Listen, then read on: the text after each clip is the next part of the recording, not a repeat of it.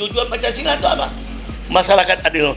Kalau mau Prabowo sekarang ini menjalankan cita-cita bapaknya, dia harus tangkapin, periksa balik semuanya. Yang dia mau kejar ke Antartika itu bullshit di pelupuk matanya semuanya, di kelilingan dia itu ditangkap, diberes. Sekarang dia pakai Sri Mulyani lagi. Di zaman Jokowi berapa? Dibongkar si Mahfud di Komisi 3 DPR 349 triliun PPATK, jelas. Dan nggak ada kabarnya. Nggak ada kabarnya. Oke, jadi intinya jejak digital itu nggak bisa dihapus, Bang ya? Yalah, di SBY Senturi berapa? Hampir 7 triliun. Jadi buat apa Sri Mulyani yang dibangga-banggakan? Bullshit, aku katakan. Aku mau dialog sama dia. Oke.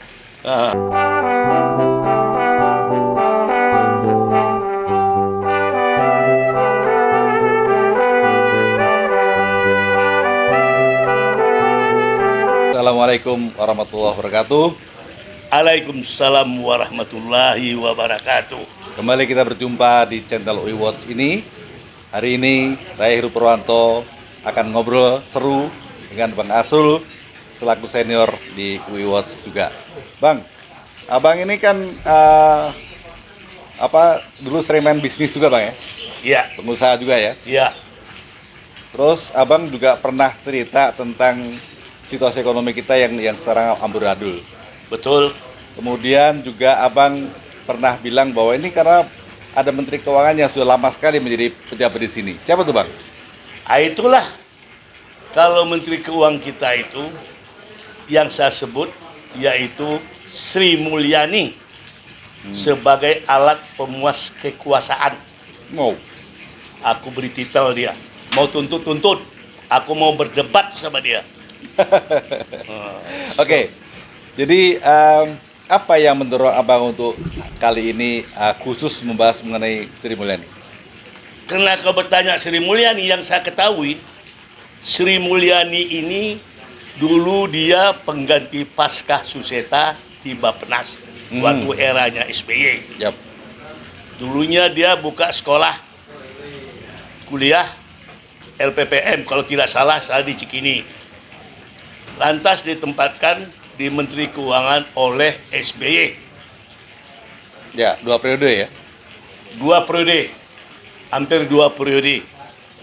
Periode pertama yang sangat terkesan sama saya, Sri Mulyani ini memberikan aset negara, aset kau, saya, punya kita, anak bangsa, yaitu kondensat Pertamina kepada seorang pengusaha yang bernama Handoko. Oh, yang pernah sakit tuh ya? Bukan yang tinggal rumahnya di Kebayoran berhadapan dengan rumahnya di Pertamina, pemain bisnis di Pertamina. Masih muda anaknya. Jalan Dolok Martimbang rumahnya. Dia itu mendapat fasilitas membawa kondensat Pertamina untuk disuling ke Singapura senilai 35 triliun. Sampai saat sekarang belum terungkap kemana uang itu. Mengapa saya katakan mengapa itu dapat dibawa si Handoko tanpa ada jaminan bank garansi. Saya dulu ikut tender aja, penawaran pakai bank garansi, jamin pelaksanaan pakai bank garansi. Ini aset kita, anak bangsa Indonesia yang ada di Gresik, yang namanya kondensat Pertamina, dibawa oleh Handoko untuk diadakan penyulingan kembali di Singapura senilai 35 triliun. Tanpa kekuasaan itu tidak bisa, tanpa bank garansi. Tanya, ada nggak pernah diperiksa si Handokonya? Dia dampingin 2 pengacara di Baris Krim oleh Buas, saya mengikutin. Untuk meyakinkan, mencari fakta dan data, dipanggil Sri Mulyani dari Amerika sebagai direktur keuangan IMF. Periksa. Saya melihat pemeriksaan itu menggigil Sri Mulyani ini. Diperiksa oleh Buas. Apa hasilnya? Karena politik, akhirnya Sri Mulyani tidak dilanjutkan perkaranya. Kenapa? Itu hubungannya dengan kekuasaan politik dengan SBY. Akhirnya Sri Mulyani kembali ke Amerika. Si Handoko dengan alasan diberikan izin untuk berobat jantung ke Singapura. Berapa lama tuh Bang? Unlimited. Sampai sekarang nggak kembali. Kemana dia? Ngabur. Sama kayak si Jadi Tanazil. kesimpulannya kasus Perkara itu, kasusnya tidak terungkap.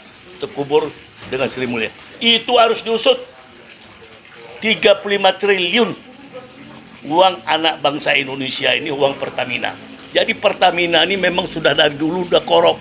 Saya ingat dibongkar oleh Mukhtar Lubis juga dulu waktu zaman Soeharto. Sehingga Mukhtar Lubis pun dibredel surat kabarnya. Supaya tahu kan, saya pengamat koruptor.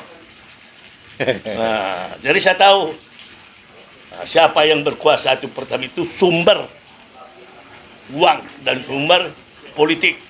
ya memang saya pernah baca tuh bahwa kekuasaan itu menjadi jalan untuk korupsi gitu Bang. Apa gimana istilahnya pasnya Bang? Istilah pasnya power trend to corrupt. Absolutely. Mengapa? Kalau kekuasaan itu terus menerus diberikan, kau sudah atur kaki tangan kau di bawah semuanya. Dan kau yang berkuasa, orang takut. Karena kau terlalu berkuasa, kau bisa mindah-mindahin. Contoh, hampir 1.000 triliun yang zaman Jokowi, Pertamina, anak perusahaannya, hampir 1.000 triliun.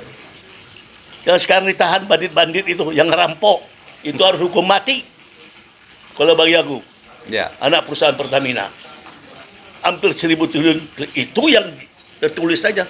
Ini kalau aku duga, Lebih ya? 3 triliun. Si Karen aja di Pertamina 1.600 triliun bongkar. Atas siapa? Perintah Jokowi katanya di persidangan.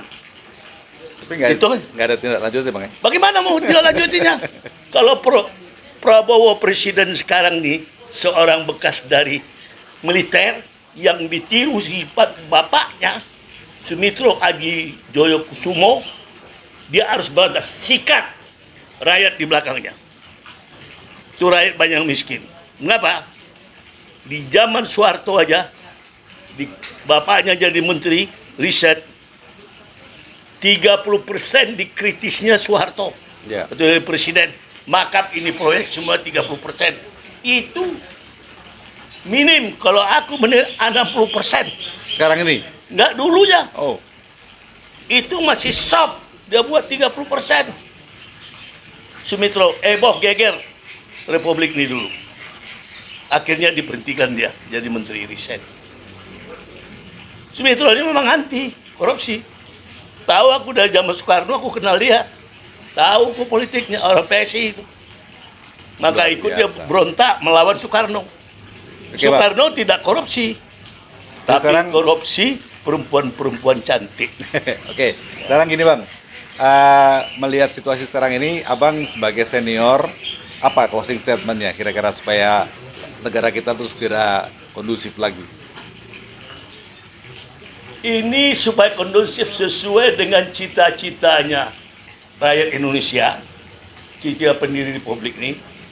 Pernah dengar nggak yang namanya masa Adam? Cita-cita pendiri Republik. Pernah dengar nggak? Belum? Masyarakat dan adil dan makmur. Itu kan tujuan bernegara berbangsa. Oh iya. Nah, itulah dia Pancasila. Masyarakat adil dan makmur. Singkatannya masa Adam. SMA udah belajar sipik kita dulu. Iya. Memberantas korupsi. Warga negaraan dulu istilahnya ya. Iya, sipik dulu. Sekarang Kita- nggak ada lagi sih. Nah, tetap itu ada Pancasila, tahu kan? Ya. Nah, itu tujuan Pancasila itu apa? Masyarakat adil. Kalau mau Prabowo sekarang ini menjalankan cita-cita bapaknya, dia harus tangkapin, periksa balik semuanya. Yang dia mau kejar ke Antartika itu bullshit di pelupuk matanya semuanya, di kelilingan dia itu. Itu ditangkap, diberes. Sekarang dia pakai Sri Mulyani lagi. Di zaman Jokowi berapa? Dibongkar si Mahfud di Komisi 3 DPR. 349 triliun PPATK. Jelas. Dan nggak ada kabarnya. Nggak ada kabarnya. Oke, jadi intinya jejak digital itu nggak bisa dihapus bang ya? Yalah, di SBY Senturi berapa? Hampir 7 triliun. Jadi buat apa Sri Mulyani yang dibangga-banggakan? Bullshit, aku katakan. Aku mau dialog sama dia. Oke. Ya, aku baik. nantang Sri Mulyani Luar biasa. harus keluar. Bang Asrul ini selalu Kenapa anti korupsi? Sama Prabowo dulu cita-citanya. Ya, Banyak rakyat kita yang miskin. baik.